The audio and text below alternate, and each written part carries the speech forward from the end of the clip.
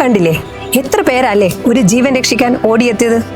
എന്നാൽ ഈ ജീവൻ രക്ഷാ പ്രവർത്തനം ഗുണത്തെക്കാൾ ദോഷം ചെയ്താലോ? ഒരു അപകടം നടന്നു കഴിഞ്ഞാൽ എത്രയും പെട്ടെന്ന് നമ്മൾ ആ വ്യക്തിയെ ആശുപത്രിയിലേക്ക് എത്തിക്കാനാണ് ശ്രമിക്കുന്നത്. എന്നാൽ അങ്ങനെ ചെയ്യുമ്പോൾ ശ്രദ്ധിക്കേണ്ട ഒത്തിരി കാര്യങ്ങളുണ്ട്.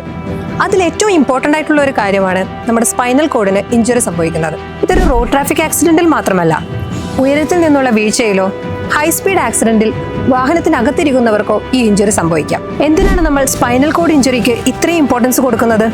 ഇതുപോലെ സ്പൈനൽ കോഡ് ഇഞ്ചുറി സംഭവിച്ചു കഴിഞ്ഞാൽ ആ വ്യക്തി ഭാഗികമായോ പൂർണ്ണമായോ തളർന്നു പോകാനും മരണം വരെ സംഭവിക്കാനും സാധ്യതയുണ്ട്. അപ്പോൾ എങ്ങനെ ആ വ്യക്തിയെ സുരക്ഷിതമായി ശരിയായ രീതിയിൽ ആശുപത്രിയിലേക്ക് ട്രാൻസ്ഫർ ചെയ്യാമെന്നുള്ളതാണ് നമ്മൾ ഈ വീഡിയോയിൽ കാണിക്കുന്നത്.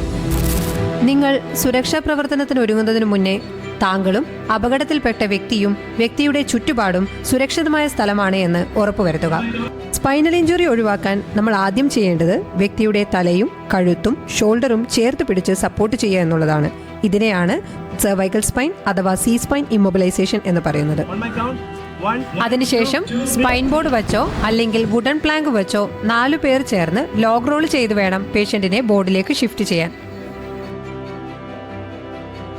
ഇങ്ങനെ ചെയ്യുന്നതിലൂടെ ഒരു പരിധിവരെ അപകടം കാരണം ഉണ്ടാകുന്ന സ്പൈനൽ കോഡ് ഇഞ്ചുറീസിന്റെ കോംപ്ലിക്കേഷൻസ് നമുക്ക് തടയാൻ പറ്റും.